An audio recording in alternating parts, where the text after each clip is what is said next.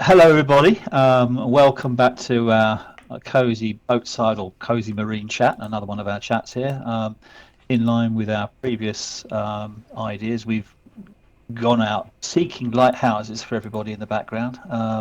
We've found another lighthouse this time, but this one's a little bit more interesting. We didn't want to move the boat around too much because there's quite a lot of things happening in the background here. We're actually, I don't know if Chris can maybe cam around, we're actually just off the edge of the runway here at Hollywood Airport. So you may see a few planes flying in and out as we're talking here. And we're basically talking about some things that have come out in the space the last few days. It's quite interesting. And I think it has some quite wide-ranging and quite far-reaching impacts on a number of people. At least, we're not here to point fingers. We're not here to run people down. I think it's just a question of making sure that people are aware, as it was in my last video about internet security and people's identification and info security. Here we're talking in terms of IP management, copyright, and all those kind of things. So, Chris, if you'd like to sort of introduce who we've got sitting alongside us here. Today we have a special guest, Tjay Wicken, the writer behind SLNOTES, joining us to talk about his latest blog post, HiVid, the streaming service everyone pretends is legal. Now, I get it. This isn't a topic everyone wants to hear about. In fact, I've already had people throwing shades just for sharing the post. But here's the thing, this isn't going away. Whether it's today, tomorrow, or next year, this conversation was always going to happen.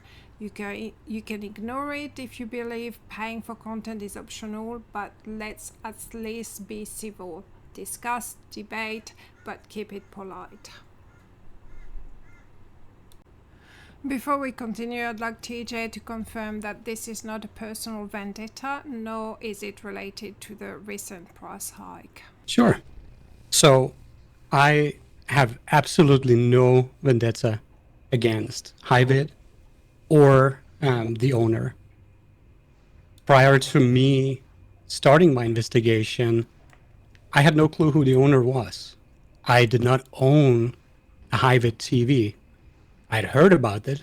I think it's quite difficult to travel around in Second Life not seeing the televisions or hearing people talk about it. But I have absolutely no vendetta.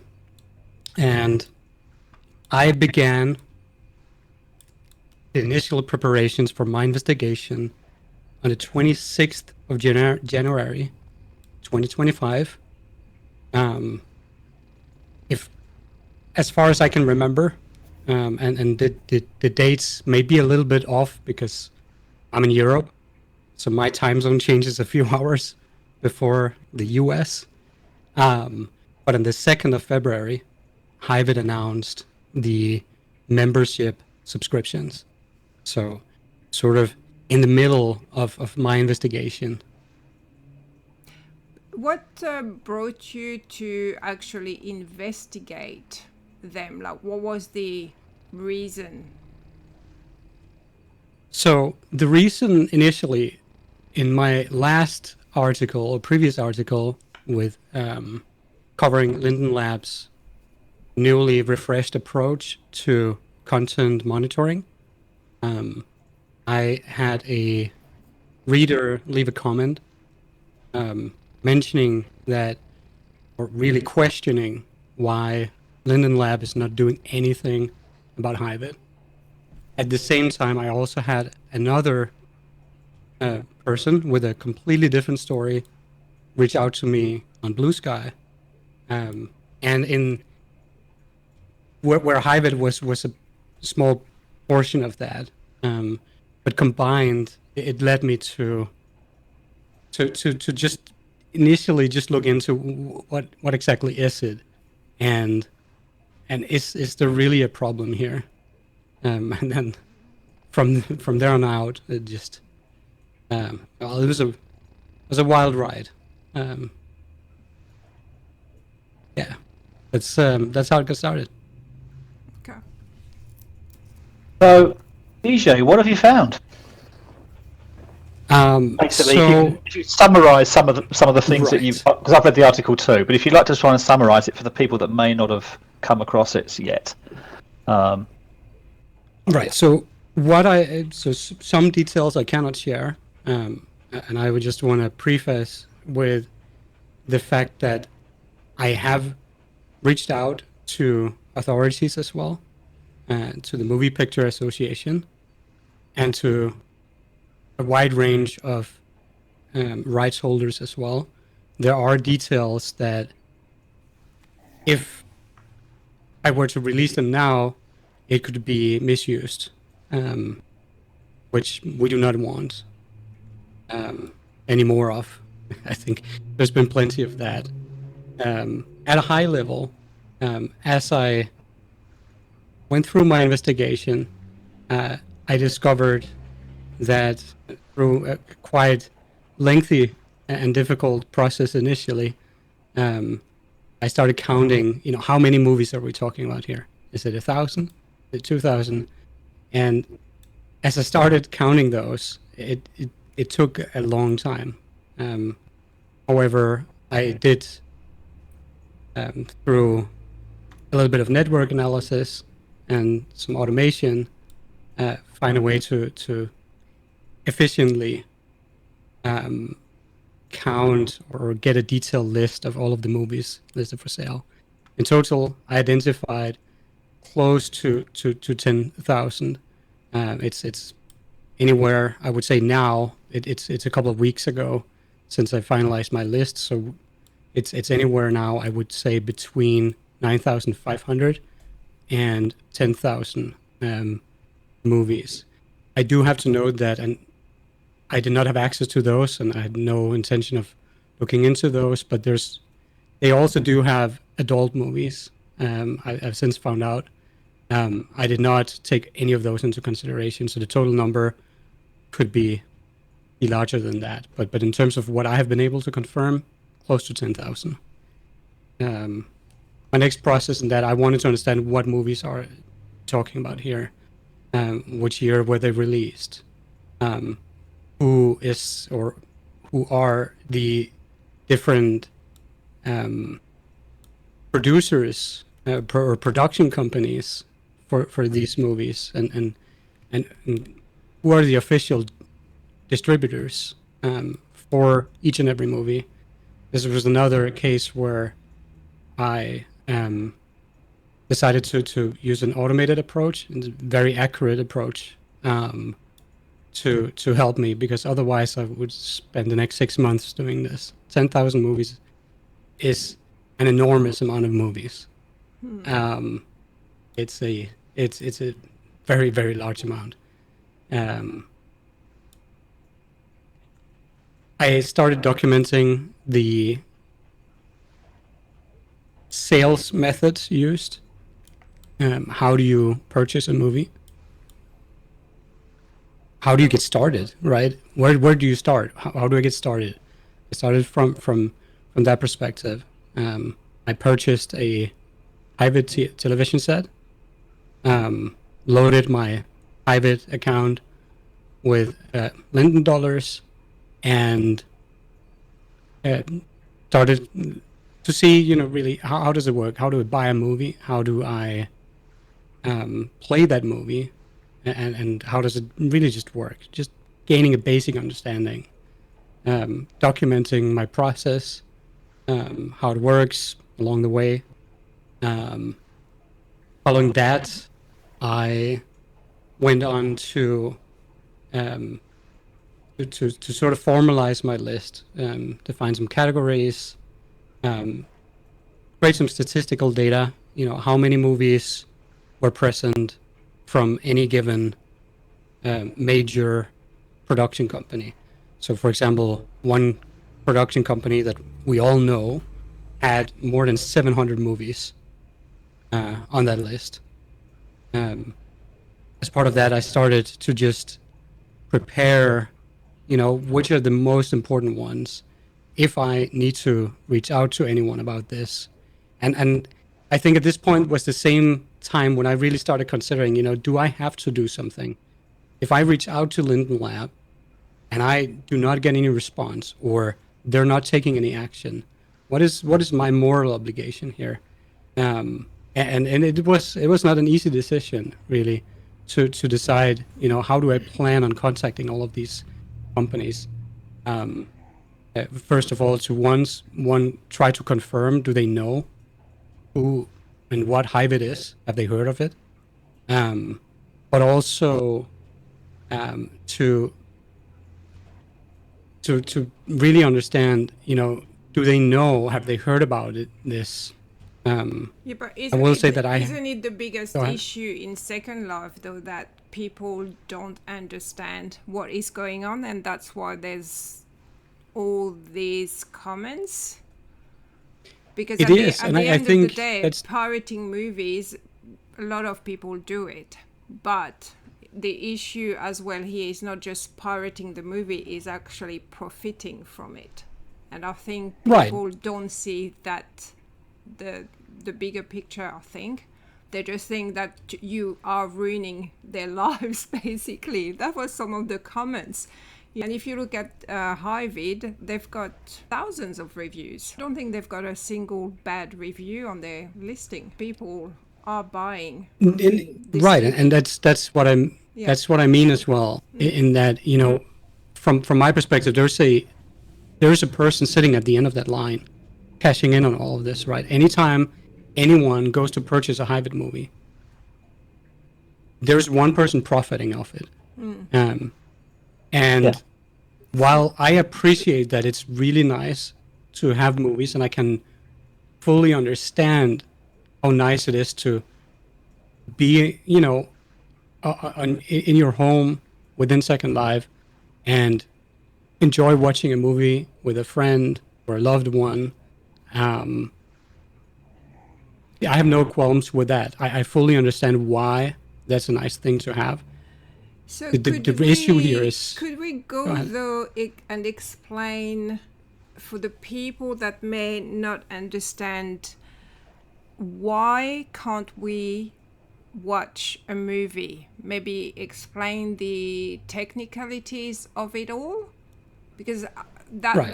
that's the issue. The main issue is that people, from different countries want to watch the same movie. So why can't we, for example, buy a TV and why can't I just log into my Netflix account and watch it with Clara, for example, watch a movie with Clara? Can't we just do that? That's a very good point. Why can't we do it? And there's a couple of reasons behind it. So first of all, whenever you watch a movie, say you go to Netflix, you find a nice movie, and you say, this movie, you watch that movie, and you say, that's really great. You then take the link, send it to your friend, who's perhaps from Australia. They click the link, and they'll see a message saying that, unfortunately, this title is not available in your region. The reason you see that message is because in that region, Netflix had not either decided to or not been able to secure a license for showing that movie.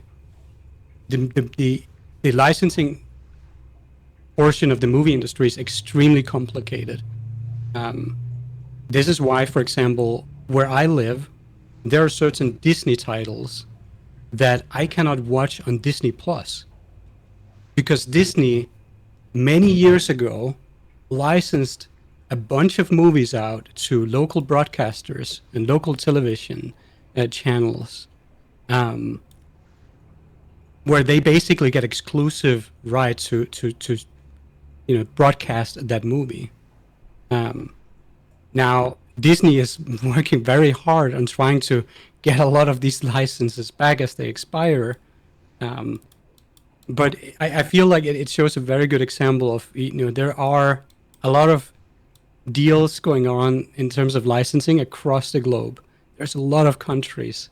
And when a service like Netflix decides that, hey, we want that new movie in our library so that our customers can watch it, they're not just licensing it once. They may have a very long and expansive agreement covering multiple countries. But what they're effectively doing is negotiating and entering into an agreement on licensing for very specific countries. Now, I'll try to move the focus a little back to Second Life here. The problem in Second Life is really whenever you're watching a movie, say through HiVid, and you're watching it with a friend who may reside in a different country, that would require two types of license agreements to be present for that to happen. Both of the movie should have been licensed for both of these countries. There's also a lot of technical aspects behind it. When you go to Netflix, for example, and you watch a movie, if you try to take a screenshot using the built-in screenshot functionality in your PC, you will just see a black screen. And that's because there's something called DRM, or digital rights management, present, right? So there's technology present that prevents capturing of the movie, essentially, but it also prevents the movie from being displayed on devices that are not certified or does not have the sufficient content protection in place. When we watch a movie in Second Life, all of those protections are gone. There's absolutely no digital rights management, or you could say that in a sense, HiVid does have their own, because you need to buy a movie in order to watch it. And whenever you play a movie, it'll check if you have bought that movie. But that's not an industry accepted standard, right? There's very, very, very defined standards in place for that. In your Windows computer, there's a built-in function and plugins to help with that. And the same in your browsers. Second Life does not have that for at least not the way that HiVid broadcasts the movies. Now, there are other ways, right? So a lot of the people watching this will probably recognize or have used in the past that you can get certain browser plugins for your Google Chrome or your Firefox that allows you to watch a movie synchronized on for example, Netflix. But even there's a requirement and an expectation and really a technical limitation in place requiring both parties watching the movie to, one, have a Netflix account, and two, have a subscription, right? And this is assuming that the movie is available in both regions there. So there are ways to do it the right way. I think Second Life is very complex, because what is Second Life? If I'm sitting in my parcel and I have a friend from another country visiting me, it's very easy to think, oh, but we're together in Second Life, right? But Second Life is not a country. Second Life is not a region. If from a technical aspect, Second Life may as well just be a website. When you enter a website from two different countries, you're still entering from those countries. And this does not change with Second Life. If you're in Germany and you're visiting a region, you're not on a tourist visa to the US, right? Yeah. Or in the US, right? You're still in Germany. And that remain the same. So while it can seem like, but we are here together, it would be no different than if my friend came to my house, we sat down on my couch in the real world, and I turned on Netflix. But unfortunately, that's not the case here. We're not together, even though it very much feels like it from a legal perspective, from a technological perspective. We are not in the same location. That's the whole virtual part, right? So that is I think at a high level how it works. And just to go a little bit into sort of a closing detail here, when you sit down and you turn on your HiVid TV inside Second Life, and you start to play a movie, what really happens in the background is that this movie file is present or sitting on one of HiVid's web servers. When you start playing the movie, your television acts as media on a prim, right? So very similar to many of the other clips, movie clips or video clips that you can see inside Second Life. It actually loads that file. Your computer loads that file from that web server and starts displaying the movie. So you're not downloading anything, but you're definitely streaming a movie file from outside Second Life into Second Life. Right. Okay. So, well, thank you for that, TJ. Quite enlightening. It is quite a minefield. I mean, I'm just a regular guy, right? I live not far from London. I spend a lot of time in my Second Life with Clara, who's lurking in the background with a cocktail, as she often is in this boat. Clara's actually based in Texas, and we like movies. We're like a lot of people. We've got a nice house. We've built some places where we hang out in sometimes as well. It's sometimes nice to have a TV and be able to sit down and share and watch a movie. The difficulty we get if we want to start pumping through YouTube through what we've got, then we basically got to start it and coincide when we hit the play button. Otherwise, it's not synced and we don't know what we're doing. I mean, we're sitting on a boat here. This boat has got 3 TV screens on it. We can quite happily go for a cruise, sit down and park up and watch something. But the movies we've got on this thing are pretty much YouTube. So we're not too bothered too much about that side of it. It is great to be able to sit down and watch a movie together. So I get that. It's also great to sometimes sit down and watch a new movie that you haven't seen that you might want to see. We had a recent one with Beetlejuice, the second Beetlejuice movie, which was interesting. Right. Because that particular movie is actually being made less than part of that movie is actually being made less than 5 miles from where I'm talking to you right now. And the studios for it are just down the road. So they've made the movie over here. It's then gone into production, and within a couple of weeks, it goes out on release, and I'm able to sit down and watch it with Clara, and that's great. It cost us peanuts to watch it. That movie actually hadn't been released in this country for another 2 months after that thing came out on release, and I'm watching it here in Second Life. Just as you said, Tjay, if I tried to look at this on a link somewhere, I might have got a trailer. I might have got a teaser. I would not be able to watch the entire movie. So it's great to be able to see that. And I know that there's a culture in Second Life. Everybody wants something for nothing, right? Don't we? We all want something for nothing. You only got to look at 50 Linden Fridays, and everyone's looking for gifts on the latest stores and stuff. Everyone wants something for nothing. And if you want to sit down at home and you want to be able to watch a movie, you really don't want to pay for it if you possibly can help it. It must be ways around it. So I get and I understand why so many people have invested so much time in getting movies either for free or for as cheap as possible, as long as it's a reliable source. One of the things that I noticed in TJ's article was that there were content providers which have been clearly used, which have been taken offline globally. And blacklisted. Yet the movies have been watermarked and they are turning up on that particular portal. That gives me cause for concern because, well, if we go back to our last conversation about internet security, you don't know what you're downloading along with the movie. And I'm sure there are protocols in place within that content provider to basically say that, or basically prevent that content being hitting your own screens. But you never know, right?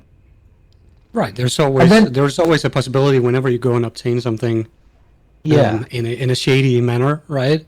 There's always going to be someone out there trying to see if they can use that to get to you. Of course. And here we are. We are moving into a situation where a gentleman, or there are people out there, let's not point fingers at anybody particularly, but there are people out there which are basically seeking to provide a movie service at a very economical and a very reasonable rate, which is great. And I understand that they may be reviewing some of their prices more recently as well, but that's by the by. I don't care about that. What I'm more concerned about is the fact that they're providing content which has been controlled and in some cases removed from the internet for being of dubious quality or whatever, dubious source, and then putting it out at a cost to people within Second Life. That gives me some cause for concern. And it therefore follows that if he's doing that with that controlled content, then obviously there's a lot of other uncontrolled content lurking out there too. God, Chris, that dog is snoring snow loud. He's a cutie. I didn't mean to send him asleep. I'm sitting. Sorry, I digress for 1 second. I'm sitting here moored up, looking at Hollywood Airport in the background. I've just realised the irony of the place I've actually picked to have this conversation, because we've got Hollywood in the background behind us. Anyway, I get it. I understand why a lot of people would be concerned, and some would be confrontationally, potentially losing access to that kind of facility, and obviously the personal enjoyment and the joy that they get out from watching these things. And I'm probably going to be one of them. But I do get the understanding about the fact that this is licensed content. This is content which should not really be on release to certain parts of the world, which are coming through servers which are uncontrolled, and that people can basically circumvent controls which are put in place by movie and content distributors worldwide. They probably right, and I think I can add a really good point here. I think I don't blame anyone for being upset or angry, and a lot of people did think that it was legal, or it is legal, right?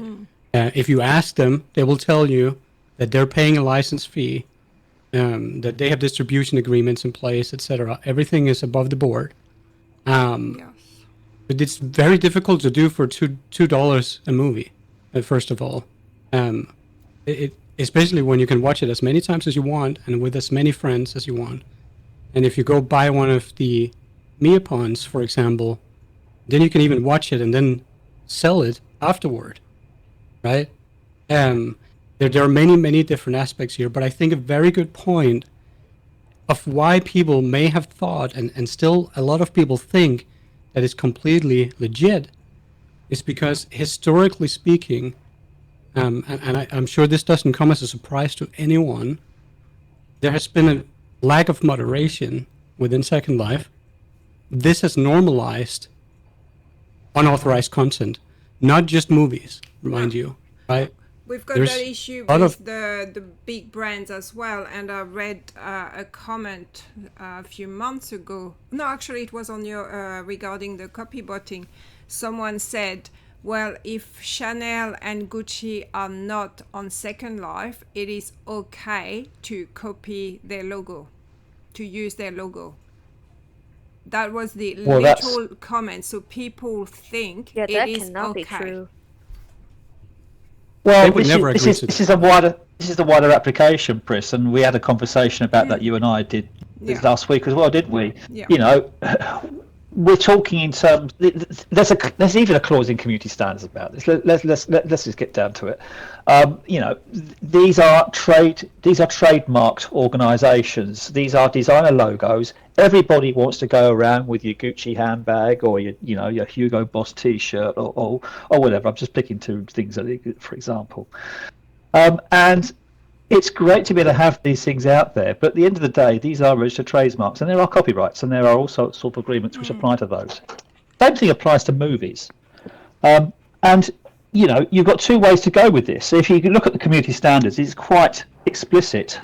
If there is anything on there where the content is being controlled or copyrighted in any particular way, it is not to be distributed through Linden Labs. It is there. And you will find that there are a number of people which are creating items to be worn or carried or put in the home, which are almost copies, I'll say almost copies, of actual items which come with the logo and the designer brand and everything else that you see in the real life. But what they do is they put a subtle difference in place so you know damn well it's not the actual item. So, for example, if you wanted to buy a DJ console, they don't know how to spell Pioneer, for example. You can change the brand name just a little bit. So you kind of know what it's for, but you know it's not the actual item. That's great. If you then transfer that into a digital content capability, so we're talking in terms of things like movies or music, things like that, the same rules actually apply. And I think people are maybe less aware that IP, intellectual property applies not only to handbags and physical things and the things that you can wear or put around your home. It applies to things that you can watch. It applies to things that you can listen to. It applies to things that you can do. I'm sitting here on a boat that's a direct copy of a Riva cruiser. I know that. It's not called a Riva when you look at it. And it hasn't got Riva on there. Riva is an established Italian brand, very exclusive yachts. This thing's probably, I think, retailing for something in relation to about 4.5 million if I was to buy the real article. I can't afford that. But it looks rather funky in Second Life. And that's, I've got that. I know that. It's there. So we've got a similar situation here, I think, with the movie side of it. And I think it's just a question, there is a cost in terms of this. I'm sure Riva won't mind particularly about having a small pixel version of this lurking out there. They won't have trademarked the design of this boat. In fact, they'll probably find it's actually helping to advertise their boat because there might just be a multimillionaire that actually might want to buy one in reality. And that's all money to them. Great. But when we're talking in terms of something smaller where people have invested small amounts of money in large quantities for digital content such as movies and things, and I think you mentioned quietly before we started recording about people that have 6 and 7 figure digits in terms of the amounts of movies that they've accumulated by these portals. That is not an income of money. And if all that content, if all that content out there has been accumulated from a dubious source and it shouldn't have been provided in the first place, then according to Linden Labs, by Linden Labs rules, that should be removed. Yeah, and they're not going to like me saying that, but I'm afraid that is the ruling. And there is a logical reason for that. And that applies to movies, it applies to music, it applies to all sorts of things. And people come back to me and they shall say, yeah, but the labs won't do anything about this. And, who cares? It's only a little amount of money. It might only be a little amount of money in respect of one item. But when you start multiplying that amount of money, just like when we're talking in terms of people paying 100 lindens to someone that asks them on demand and they'll pay them back tomorrow.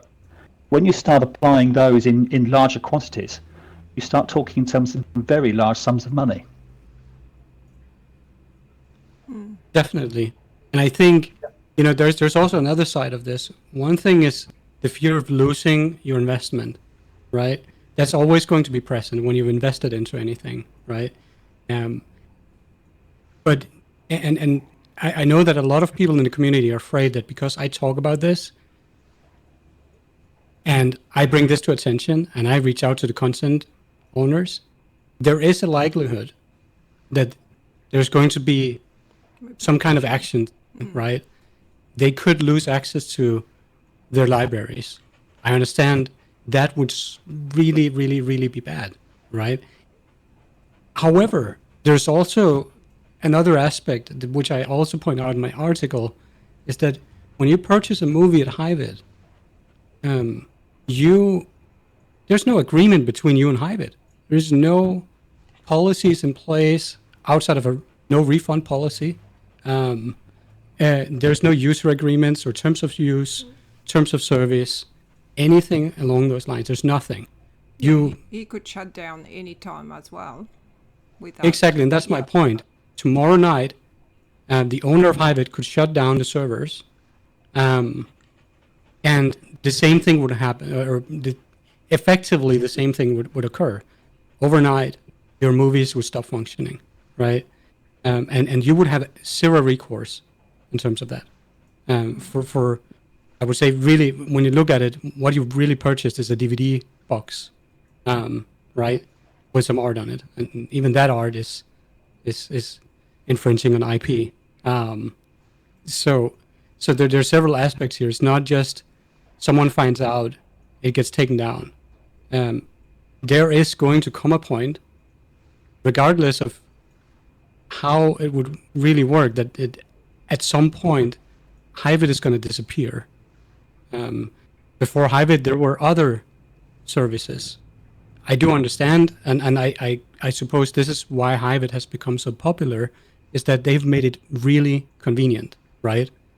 It's very easy, and it feels good, right? You go buy the DVD box, you pick it up, you go home, you rest it out, and then you load it into your HiVid TV, and then you start watching.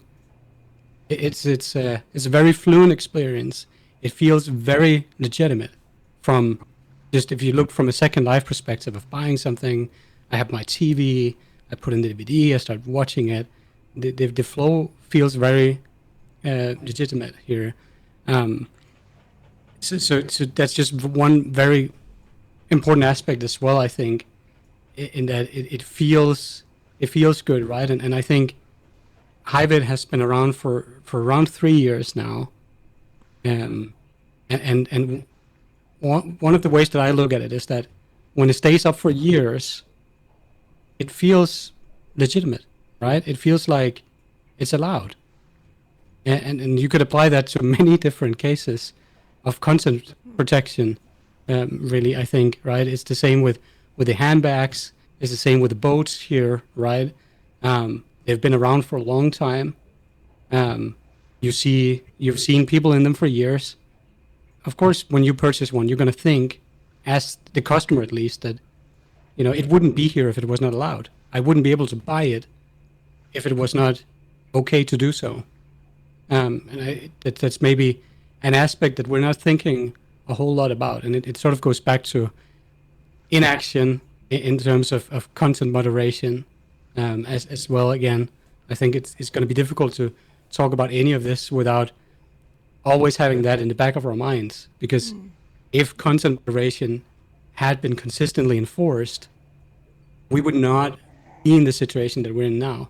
And the other thing too, we don't know if at some point somebody else will start investigating Second Life altogether. Like, if you hadn't written this article today, it doesn't mean that someone else would actually notice, because there's so many videos on YouTube about Second Life, so that could come to light at any time that, oh, look, they're using our brand or something. Two things about that, Pris. I mean, okay, let's just be realistic here. This is not a new problem. No. This is actually nothing new. I can recall a number of years ago there being bulletins coming out from Second Life saying that people that have used or ripped music illegally and broadcasting it through Linden Labs, effectively by doing so, if it comes through Second Life and the Linden Labs effectively become the distributor for that, and Linden Labs then obviously then are liable for royalties, for breach of copyright, for all those things. And so what they did, if I can recall rightly, and correct me if I've got the sums wrong, but if I recall rightly, it was an instant ban of the account and a personal $300 fine for each instance they found. So if you are sitting in a club and suddenly you see coming up in the local, it says official video or something like that when you're listening to something on there, you know damn well the DJ hasn't paid for it. And that's out there, and there was a point where they were sending people around to have a look at this, and there was all sorts of problems on that. Secondly, there is also an organisation called the Performance Rights Association, and there are radio stations or so-called radio stations, streams, portals, whatever you want to call them, which are basically distributing, and I'll call it content, although I'm thinking more in terms of music for right now, and that all has to be licensed to be broadcast. by broadcast, I'm talking in terms of heard in Second Life or through a Second Life portal. You know, those licenses are out there. This is nothing new. This has been out for a very, very long time. A number of years ago, when June, the movie, came out, a number of people in Second Life were thinking, hey, there's some really cool stuff in this movie. Why don't we make some versions of it in Second Life? And the estates of Frank Herbert, who was the guy that wrote it and owns all the rights to the June stories and the June movies and everything else, basically came in and, if I recall rightly, stopped and took out an injunction against Linden Labs to prevent them showing or putting any of that information on, or the information, any of those products online. So you can't buy anything for June in Second Life. So I know there's a couple of items which have worked their way back in. But when you look for stuff on June, you know, you can't buy your 5-foot-long sandworm in Second Life, which is probably going to fit it on a sim anyway. But you know, you can't buy these things out there. They have stopped that kind of content being put on there for that reason. There are other things out there as well. We talked in terms of brandings, and yes, there's a lot of items out there that you can buy, designer clothes, which look very similar to the real clothing. Their mesh versions on there, they may have the logo on. If the logo is the exact logo, then there is a clear problem. However, there's another side to this, because a number of years ago there were actually real content brands and designer logos which used Second Life as a means of actually promoting their articles out there too. I can even recall Kim Kardashian actually making a video promoting, I think it was a new brand of perfume or cosmetics, through a Second Life avatar. So clearly, you know, you've got that out there. That's licensed.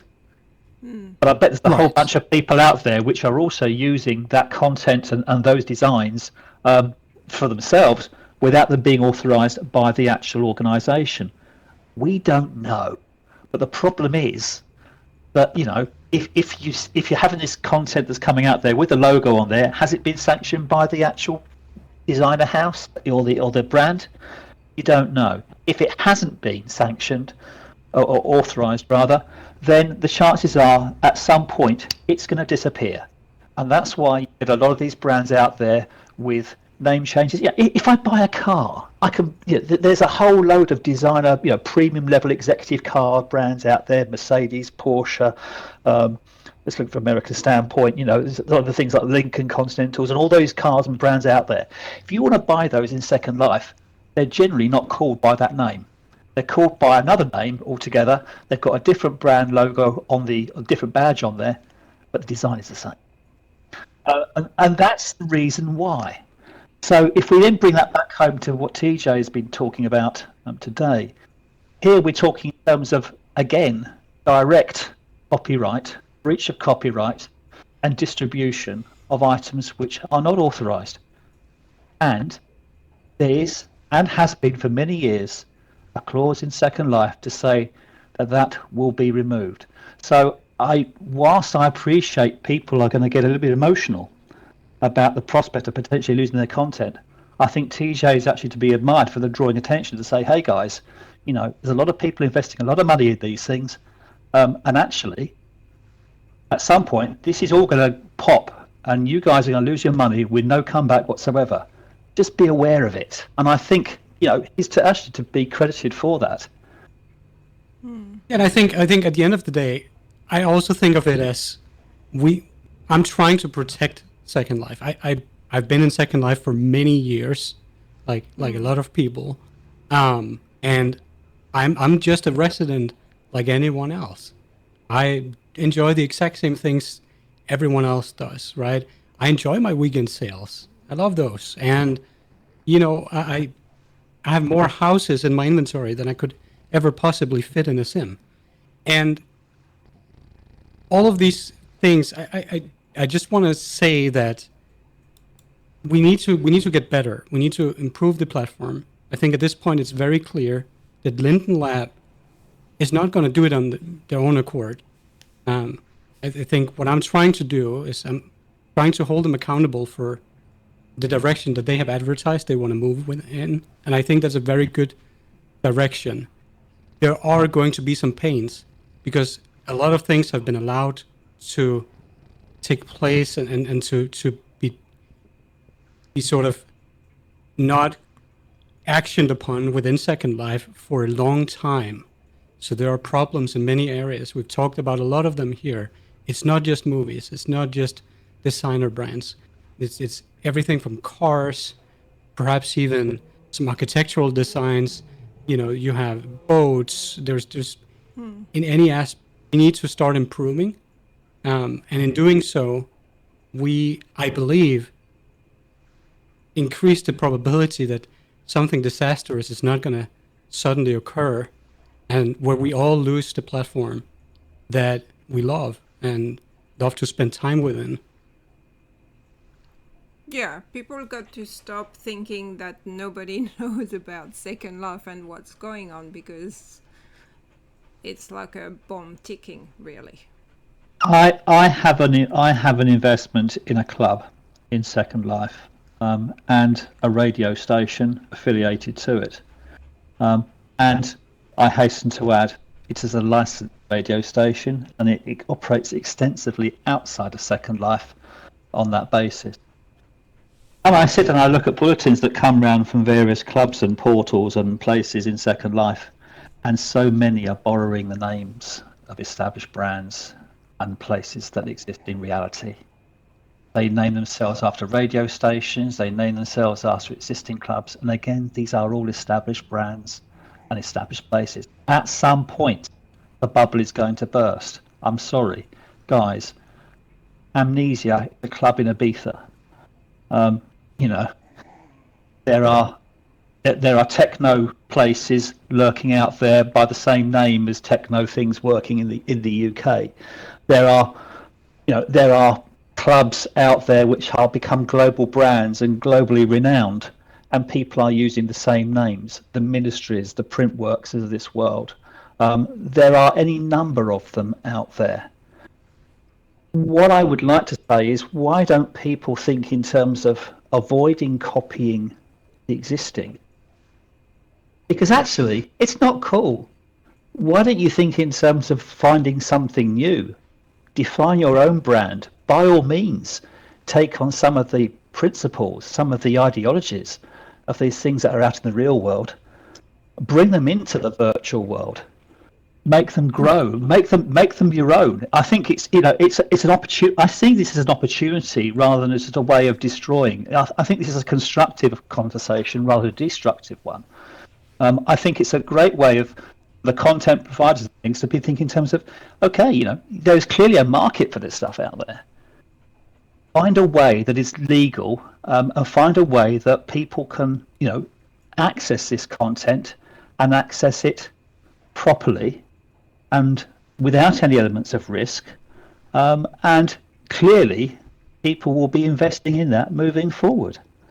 So that's what I feel. I feel it's a great way forward for the people and the community in Second Life to be able to look at these things, define these things. If we then get a designer, another Kim Kardashian or an Ozzy Osbourne or whoever, to come on there with their own brand and they want to promote that within this virtual community, then great. Let's encourage them, because hey guys, we're out here. We're interested in this stuff. We have a community, and actually, when you get that kind of thing, the community starts getting more credibility. It gets more confidence from designers and brands out there in the real world to think in terms of potentially investing in this. And before you know where you are, you're going to start seeing some really high quality, good items coming out there without something being effectively, metaphorically speaking, the sort of ripped off printed T-shirt you could buy in a Turkish market. Because effectively, effectively, let's be realistic. An awful lot of these items that you can see in the marketplace and see in stores are retextured versions of the same thing, and that's exactly how they make the T-shirts in Turkey. I'm just using that as the example, but that's where I feel this is a constructive opportunity for the Second Life. It is, but I also think there's an opportunity for education here, and this is maybe where Linden Lab needs to get in to the race as well, right? I can bring up one example.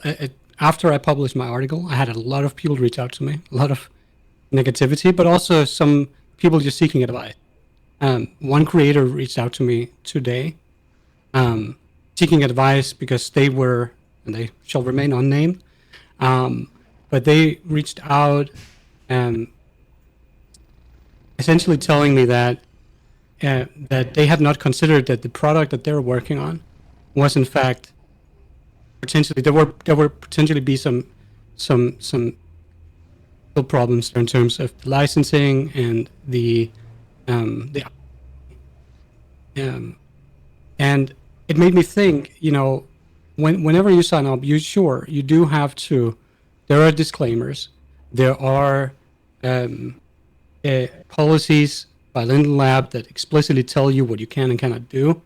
But I think there's an opportunity here for, you know, before someone is able to upload a mesh, for example, should there be some kind of some short intro, a video, or, you know, some instructional piece saying, before you get started, please have a look at these 5 things and keep those in mind, right? Yeah. There's a lack of awareness, I think, is not helping this problem.